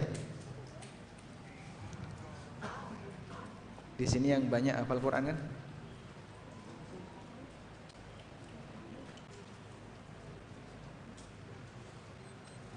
Nggak ada yang nyebut? Baik, kita lewati saja kalau gitu. Jadi gadai hukum asalnya apa? Boleh. Dan Allah sebutkan dalam Al-Quran, wa in kuntum fi safarin walam tajidu katiban farihanun maqbudha. Apabila kamu sedang safar dan tidak ada tukang tulis yang bisa mencatat transaksimu, maka serahkanlah barang gadai. Aturannya nomor 1, barang gadai itu tidak boleh dimanfaatkan oleh orang yang menerima gadai. Sehingga kalau si A menggadaikan sawah kepada si B karena A utang 10 juta, terus dibuat perjanjian, selama utang ini belum lunas maka B boleh memanfaatkan sawah itu. Perjanjian seperti ini statusnya perjanjian yang batil, tidak boleh. Karena kalau B memanfaatkan barang itu, berarti B terhitung memanfaatkan barang gadai dan tidak boleh memanfaatkan barang gadai. Sudah? Yang kedua, aturan yang kedua, jika A tidak bisa lunas, maka barang gadai tidak otomatis pindah hak milik jadi milik B. Saya ulang ya. Jika A tidak bisa lunas tepat waktu, maka barang itu tidak otomatis pindah hak milik jadi milik B. Paham di sini? Baik. Sehingga kalau Anda utang ke saya senilai 5 juta, tak kasih 5 juta, terus Anda menggadaikan motor. Baik. Ini saya kasih utang 5 juta, batas waktunya 2 tahun. Akhirnya saya bawa motornya. Selama 2 tahun ternyata dia nggak bisa bayar. Apakah motor ini jadi hangus, jadi milik saya? Tidak. Motor ini milik siapa? Tetap milik si A yang utang. Sehingga saya tidak berhak memiliki motor itu. Sampai di sini, Pak? Baik. Oleh karena itu kalau ada orang yang gadai emas, dia nyerahkan emas ke bank sebagai jaminan, lalu dia dapat utang, atau dia nyerahkan emas sebagai jaminan lalu dia mendapatkan utang dari pegadaian, maka dalam posisi ini ketika dia dapat utang dari pegadaian, jikalau orang ini nggak bisa bayar, maka emas itu tidak otomatis pindah hak milik, sehingga tetap jadi milik siapa? Yang berutang. Sudah? Terus solusinya bagaimana agar orang ini bisa mendapatkan pengembalian utang? Karena kan sudah lama, udah lebih dari jatuh tempo, sementara emasnya atau barangnya tidak bisa dijual, belum pindah milik. Maka solusinya adalah apabila ada orang yang pinjam ke kita, pinjam uang ke kita dan dia menggadaikan barang tertentu, lalu dia tidak bisa mengembalikan utangnya, maka kita minta izin kepada yang bersangkutan, boleh nggak saya bantu menjualkan? Jika dia setuju dengan itu, baik, silahkan bantu jualkan. Jika setuju dengan itu, silahkan Anda bantu jualkan. Nanti Anda ketika bantu jualkan dapat duit ya. Nah, duitnya dipakai untuk nutupi utang dulu. Sisanya jika masih ada, serahkan kepada orang tersebut. Wallahu a'lam. Jelas insyaallah? Baik, jadi gadai emas membeli gade dari emas gimana? Hah? Apakah Pegadaian dapat izin untuk menjualkan barang itu? Kalau Pegadaian dapat izin dari nasabah yang naruh emas di sana, maka Anda boleh membeli emas di Pegadaian. Tapi kalau mereka belum dapat izin, pada asalnya tidak boleh. Wallahu a'lam. Sebelum dilanjutkan, ini ada pengumuman mobil dengan plat B1276VB mungkin bisa tolong dipindahkan karena menghalangi jalan. Barakallahu fikum. Mobil dengan plat B1276VB bisa dipindahkan terlebih dahulu. Barakallahu. Mobilnya jenis apa? Hah? Mungkin dia lupa plat nomornya. Oh ya. Karena nggak bawa STNK. Jenis mobilnya apa?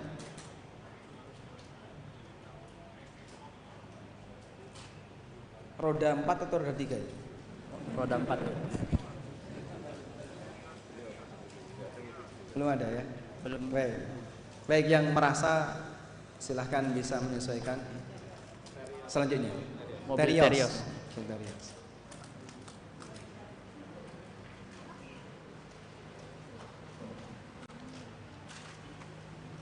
Oke, dilanjut. Assalamualaikum warahmatullahi wabarakatuh. Ustadz, mohon izin bertanya, bagaimana cara menyadarkan saudara yang bekerja di dunia perbankan? Waalaikumsalam warahmatullahi wabarakatuh. Bagaimana cara menyadarkan saudara yang bekerja di dunia perbankan? Memang terkadang dakwah itu kepada keluarga bisa jadi lebih berat, karena keluarga itu tahu masa kecil kita. Kamu dulu sering ngompol, sekarang kok ngomong kayak gini. Padahal dulu yang namanya sering ngompol ya hampir semua anak kecil ngompol. Kamu dulu sering maling mangga. Sehingga alasan waktu kita di masa kecil, kejadian-kejadian yang kurang berkenan di waktu kecil itu dijadikan sebagai penghalang dia mau menerima dakwah. Dan sampai saat ini seperti itu masih banyak. Makanya dulu Nabi Musa alaihissalam pada waktu beliau berdakwah kepada Fir'aun, Fir'aun mengingatkan kepada Musa, kamu dulu kecil tak rawat, sekarang kok kayak gini. Kemarin kamu membunuh orang Mesir, terus melarikan diri. Sekarang datang-datang pengen ngejak kita untuk meninggalkan agama kita. Tidak bisa. Lebih susah untuk menerima. Sebab Fir'aun merasa Musa telah banyak berbuat salah menurut anggapan Fir'aun. Padahal beliau benar dapat wahyu dari Allah Subhanahu wa taala dan diberi oleh Allah Subhanahu wa taala kitab Taurat. Maka terkadang ketika kita berdakwah tapi kita punya pengalaman yang kurang baik, itu bisa menjadi salah satu penghalang dakwah. Sehingga dai itu dituntut untuk bisa menjaga diri. Hati-hati betul, jaga diri betul. Karena kamu diawasi oleh banyak orang. Ya meskipun tujuan utama bukan dalam rangka untuk mencari perhatian orang, tapi kadang mereka juga berpikir, selama saya masih bisa menjaga diri, insya Allah ketika saya bicara masih banyak orang yang mau mendengarkan. Tapi kalau kemudian orang ini nggak bisa jaga diri, kehormatannya jatuh, ketika dia bicara bisa jadi banyak orang yang tidak mau percaya. Baik. Nah intinya saya sarankan, kalau memang Anda tidak sanggup untuk mengingatkan saudara, maka saya sarankan gini aja, Anda ajak saudara untuk datang ke kajian yang membahas masalah dosa riba. Ya, semoga dengan itu beliau bisa mendengarkan langsung dari ustadz atau dari penceramah, dan harapannya nanti bisa meninggalkan pekerjaan yang saat ini dia geluti. Wallahu a'lam. Atau mungkin bisa dikasih link YouTube ya. Nih tonton nih YouTube. Atau audio, ini kamu dengerin ya. Karena di sini menjelaskan tentang bagaimana status pekerjaan kamu. Nah, seperti itu akan lebih meyakinkan. Wallahu a'lam. Selanjutnya, jika yang mencari nafkah adalah suami, dan istri mempunyai usaha bersama, apakah sebagai suami yang seharusnya jadi tulang punggung keluarga menjadi tidak ideal sebagai suami dalam Islam? Apakah ada kesalahan bagi suami jika yang mencari nafkah demikian, yaitu mencari nafkah berdua dengan istri? Jazakumullah khair. Suami masih kerja nggak? Masih ya? Masih kerja di luar. Tapi istri punya usaha. Iya. Modalnya dari suami kalau usaha bersama itu. Kurang lebih. Baik. Atau tadi usaha bersama ya, mungkin modal dari suami, istrinya yang menjalankan. Nah, Allah Subhanahu wa taala menyebutkan suami akan tetap menjadi imam bagi keluarganya jika dia bisa memenuhi kebutuhan nafkah mereka. Allah taala berfirman, "Ar-rijalu qawwamuna 'alan nisa'i bima faddalallahu ba'dahum 'ala ba'din wa bima anfaqu min amwalihim."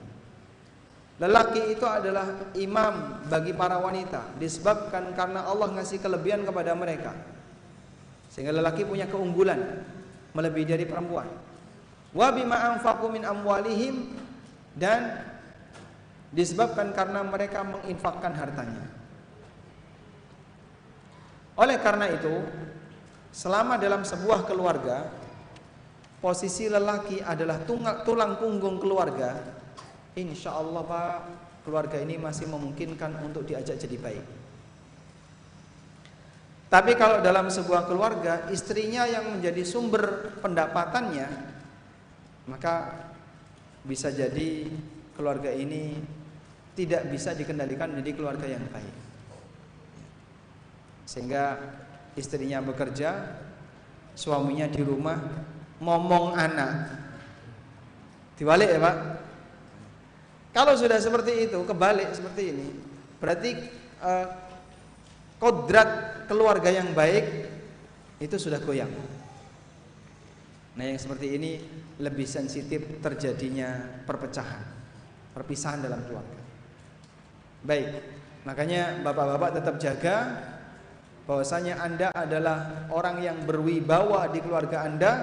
Jaga wibawa itu dengan memberikan nafkah bagi mereka, anggota keluarga. Selanjutnya, bagaimana kalau istri punya usaha yang modalnya dulu dari suaminya? Suaminya kerja di luar, lalu istrinya dikasih modal oleh suaminya. Apakah keuntungan dari usaha itu bisa menggantikan nafkah? Kata kuncinya begini, usaha dalam keluarga itu dibahas dalam ilmu tentang akad kerjasama, baik mudharabah maupun musyarakah.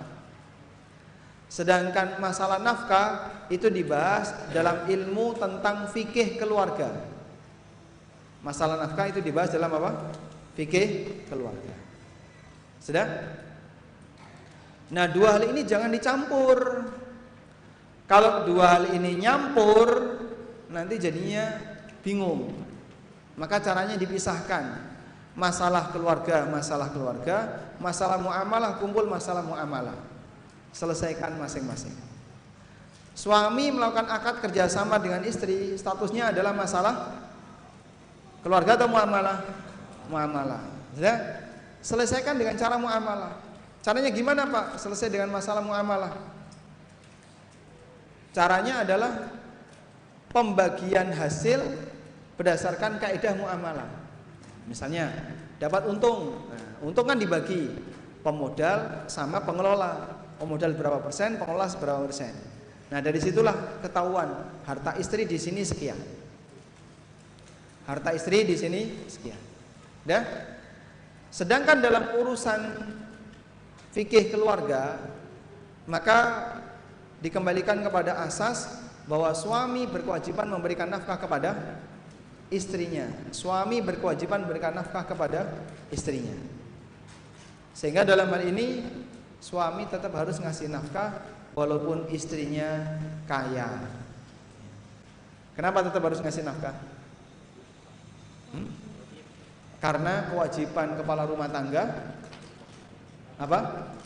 Menafkahi istrinya walaupun istrinya kaya. Walaupun istrinya punya banyak duit, tapi suami tetap wajib ngasih nafkah ke dia.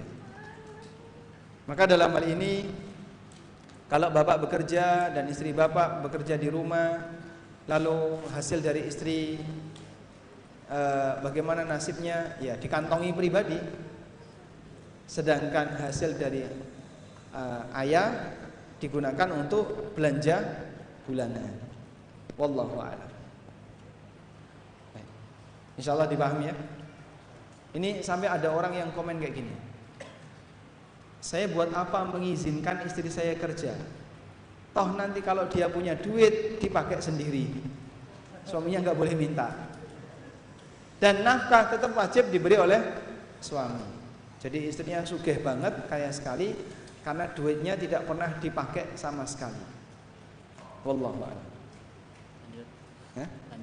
Lanjut silakan. Bismillah, Afwan Ustadz mau bertanya, apa hukum menyimpan uang di bank yang setiap bulannya terpotong untuk admin dan tidak ada penambahan di dalamnya? Apa hukum menyimpan uang di bank yang setiap bulannya kepotong admin, tidak ada penambahan? Alhamdulillah. Kata kuncinya selama tidak ada penambahan insya Allah aman. Karena berarti Anda tidak mengambil riba. Tapi Pak, itu kan ada biaya admin. Nah, biaya admin itu hak bank yang sudah memberikan jasa dan layanan. Karena bank sudah memberikan jasa dan layanan, maka bank berhak terhadap hak administrasi tadi. Oleh karena itu bayar hak seperti ini, itu bagian dari konsekuensi sebab Anda telah menggunakan jasa mereka. Oleh karena itu, ketika Bapak transfer antar bank atau transfer sama bank lalu tidak diminta ijazah sama sekali, berarti kan sama dengan mereka itu tanazul, melepas haknya. Ya sudahlah, silahkan dipakai dan saya tidak melepas hakmu. Saya tidak meminta haknya. Tidak masalah. Biaya jasa sewa itu dia lepaskan. Sah-sah saja.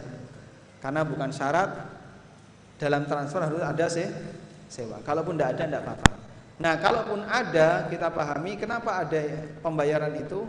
Administrasi itu fungsinya adalah sebagai ganti biaya sewa. Sewa sistem mereka dalam menyampaikan rekening uang dari satu rekening ke rekening yang lain. Wallahu a'lam. Bismillah, Afwan Ustadz, bagaimana hukumnya menjual bunga buah durian atau duku ke penjual? Bunga ukuran? Bunga buah durian atau duku. Bunga buat kuliah? Ya. Oh, bunga buah durian. Afwan, Masya Allah. Coba diulang lagi. Bagaimana hukumnya menjual bunga buah durian atau duku? Bunga buah durian atau duku ke penjual? Duku ke penjual. Ke penjual. Ya. Ke pemborong. Penjual. Ya, ya, pemborong. Biasanya kan borongan ya. Ya. Terus? Padahal nantinya belum tentu berbuah sampai besar atau bisa rontok sebelum panen. Terima kasih. Baik. Yang seperti ini namanya apa? Hah? Ijon. Jual beli ijon. Ada istilah kayak gitu, Pak? Ada? Ada. Baik. Sekarang kita kasih rincian. Apa hukum jual beli ijon? Jual beli ijon itu ada tiga jenis. Yang pertama, membeli bakal buah yang masih berada di pohon tapi langsung diambil. Misalnya ada orang yang sedang mencari kembang jambu. Tahu kembang jambu? Hah? Tahu ya? Namanya apa? Isine pelem arane apa? Telok. Kembang jambu jenenge apa? Karo. Iya. Nah, itu katanya dipakai obat katanya ya. Boleh nggak Pak beli seperti itu? Boleh. Kenapa? Karena langsung diambil. Jadi nggak ada goror. Nggak ada goror. Di daerah Gunung Kidul, Yogyakarta ya, kalau pas lagi musim lama nggak turun hujan, kemarau, sapi itu dipangani jagung.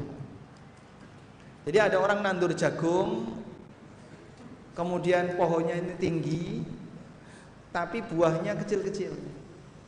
Itu dibeli, langsung ditebas, kasihkan sapi. Loh itu kan masih hijau Pak. Yo hijau kabeh, godongnya hijau, jagungnya belum keluar. Masih jagung kecil itu namanya apa? Hah? Coba. Putren. Ada. Istilah sini beda dengan yang sana ya. Nah, transaksi ini boleh, kenapa? Karena langsung diambil. Sehingga kembangnya langsung diambil boleh. Nah, makanya termasuk misalnya ya, menjual kurma hijau itu tidak boleh. Kurma muda. Tapi Pak, kita waktu umroh itu kan banyak sekali kurma muda biar subur ya. Ada simbah-simbah itu beli kayak gitu. Jamaah saya, simbah itu kok yang ini apa ini? Katanya biar subur Pak Ustaz. Ternyata dipakai untuk anaknya yang lama nggak punya anak. Cuman kita sampaikan semua itu hanyalah sugesti, belum tentu benar. Yang ditawarkan di sekitar Masjidil Haram maupun Masjid Nabawi, mau kurma muda, mau apalagi buah dzurriyat atau apapun namanya, yang benar cuman satu khasiatnya, pasti khasiatnya itu benar, Zam-zam. Selain itu masih meragukan. Sudah? Kembali ke sini. Jadi kalau langsung diambil hukumnya apa? Boleh. Yang kedua, jual beli tanaman dengan cara borongan. Jual beli tanaman, hasil tanaman dengan cara borongan dan dalam kondisi sudah siap untuk dipanen. Hukumnya boleh. Misal pari ya. Pari ini padi sudah waktunya dipanen. Lalu ada pedagang lewat, dilihat, langsung dibeli borongan. Wes, parimu 2 petak ini tak tuku. Dihitung, nah piro? Dia ngitung. Nah, ngitung luasnya berapa dan seterusnya. Ya kurang lebih ini nanti akan keluar 2 kintal. Kurang lebih hasilnya 2 kintal. Dibayar 2 kintal. Nah, namanya ngitung seperti ini, ada nggak Pak faktor penyimpangannya? Standar deviasinya itu ada nggak? Plus minus berapa itu ada ya? Nah, kalau plus minusnya ini kecil boleh. Misalnya 2 kintal plus minus 3 kilo itu boleh. Atau 2 kintal plus minus 10 kilo itu masih boleh karena masih kecil. Tapi kalau plus minusnya besar, 2 kintal plus minus setengah kintal, kokean nih ini Pak, nggak boleh, harus diperkecil plus minusnya. Maka yang ngitung kudu pinter sampai dia bisa ngitung plus minusnya kecil. Ini yang disebut dengan jual beli sistem jazaf. Jual beli dengan sistem jazafan adalah jual beli dengan cara borongan, dan itu syaratnya orang yang ngitung borongan ini harus pintar, tidak boleh ngawur. Paham ya? Nah di zaman Nabi SAW seperti itu biasa. Kurma 1 kebun dibeli 1 orang sebelum dipanen, tapi sudah siap dipanen, tinggal ngambil. Baik, ini tak beli semua, berapa? Dihitung, ada sekian pohon. Lalu dilihat populasi buahnya sekian, tak bayar sekian. Oke, 3 hari lagi diambil. Seperti itu boleh. Yang ketiga, jual beli ijon, di mana transaksi dilakukan pada waktu masih kembang, tapi pengambilan barangnya sekian bulan lagi setelah besar. Misalnya kembang duren ditebas. Wes iki durenmu kok kembangnya wis akeh, tak borong. Lah piro? 2 juta, bayar 2 juta. Terus kapan dijukuk? Oh, saya kembang kok kon jukuk. Ya nunggu. Duren dari kembang sampai jadi duren berapa lama? Berapa lama, Pak? Tiga bulan. 3 bulan. Berarti nunggu 3 bulan jadi durian besar baru diambil. Nah, selama 3 bulan ini ada nggak kira-kira peluang rontok? Ada sekali. Maka kalau ada, nggak boleh ditransaksikan. Inilah yang disebut oleh Nabi SAW dengan gharar. Gharar niku napa, Pak? Transaksi yang objeknya masih belum jelas. Bisa berhasil, bisa gagal. Niki boten pareng karena gharar. Dipahami insyaallah? Alhamdulillah. Nah. 2 pertanyaan lagi tadi. Ya, silakan. Bismillah, izin bertanya, apa hukum arisan? Apakah termasuk riba ketika orang yang dapat arisan dipersyaratkan memberi jamuan atau hidangan? Apa hukum arisan apabila orang yang menang arisan harus ngasih hidangan? Sing bedol sisuk kanggonan. Akhirnya si A bedol, arisan berikutnya di rumah si A. Nanti si A harus ngasih makanan. Jika seperti itu jadi syarat, maka ini masuk kategori begini. Orang yang bedol arisan berarti apa? Mendapat utang. Siapa yang ngasih utang? Ya konco-konco nih, ya. Misalnya ada, biasanya sing arisan bapak atau ibu? Ibu-ibu misalnya. Ada 100 komplotan ibu-ibu. Nyebutnya apa, Pak? Gerombolan. Oh, kelompok. Ada kelompok arisan, ya. Anggotanya 100 orang. Ya. Bedol tiap hari, iurannya misalnya 10.000. Bedol tiap hari sampai 100 hari, 3 bulan. Maka orang pertama dapat itu kan berarti dia diutangi oleh 99 temannya. Kalau orang ini diminta, kamu harus ngasih makan ke 99 orang ini, berarti yang memberi utang dapat manfaat makanan. Itu masuk dalam kategori kullu qardin jarra naf'an fahuwa riba. Semua utang yang menghasilkan manfaat, maka manfaat itu adalah riba. Walaupun manfaatnya dalam bentuk apa? Makanan. Hukumnya enggak boleh. Baik. Berarti Pak, kalau mengadakan arisan yang boleh gimana? Arisan yang boleh niku garingan. Ora ono panganan, ora ono snack, insyaallah enggak apa-apa ya. Karena tidak ada pihak yang memberikan sumbangan makanan disebabkan karena dia bedol arisan. Wallahu a'lam.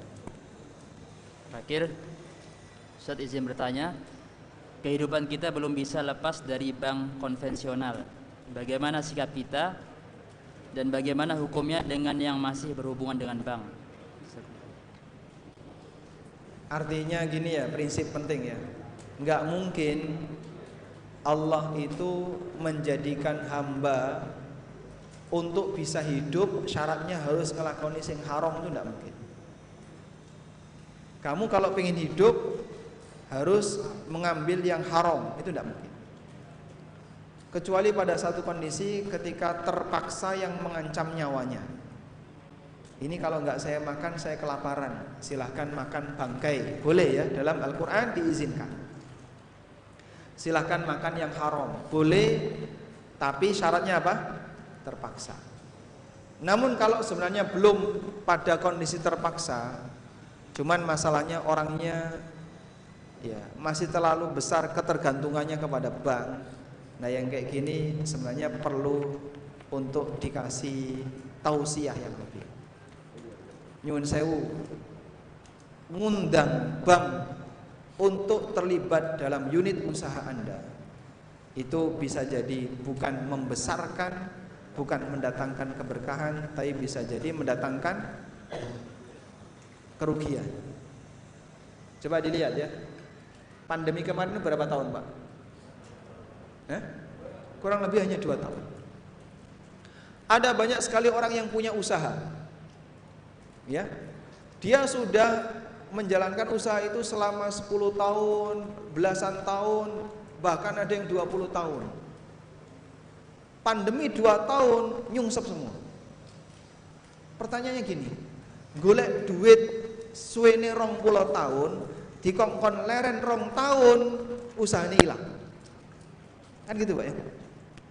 Golek duit, ada orang yang usaha selama 20 tahun, disuruh berhenti karena pandemi 2 tahun saja, itu banyak usaha yang kolaps, yang bangkrut. Selama ini uangnya kemana? Ternyata jika kita telusuri, sebagian besar unit usaha yang nasibnya seperti itu adalah karena dia gandol Bang. Jadi pada saat pandemi di Sulu Leren itu kan bayar cicilan nggak berhenti, tetap bayar. Udah. Ada yang cicilannya dihentikan tapi bunganya suruh bayar. Udah. Sehingga sudah tidak ada pendapatan tapi tetap store. Di saat itulah akhirnya usahanya yang kemudian dilepas sehingga banyak orang yang bangkrut. Maka terbukti bahwa sebenarnya dengan terlalu gandol kepada utang riba itu tidak mendatangkan keberkahan tapi justru mendatangkan kerugian. Sehingga orang yang seperti ini sadar ya, sudah banyak pengalaman yang dilakukan oleh para pengusaha seperti itu, tolong Anda jangan mengulanginya. Wallahu taala alam. Mungkin demikian yang bisa kita sampaikan. Semoga apa yang kita sampaikan ini bermanfaat, dan kami menyampaikan terima kasih banyak, jazakumullah khairan, kepada Takmir Masjid Al-Munawwarah yang telah memberikan kita kesempatan dan fasilitas untuk belajar di sini. Semoga Allah Subhanahu wa taala memberikan balasan yang terbaik bagi mereka dan juga bagi para panitia yang telah memberikan jasanya, kerjanya untuk kita meskipun tidak kelihatan di depan. Semoga usahanya dibalas oleh Allah dengan balasan yang setimpal. Dan mohon maaf jika ada banyak kekurangan. Wassallallahu ala nabiyyina Muhammadin wa ala alihi wa sahbihi wasallam. Wa akhiru da'wana alhamdulillahi rabbil alamin. Wassalamualaikum warahmatullahi wabarakatuh. Waalaikumsalam warahmatullahi wabarakatuh.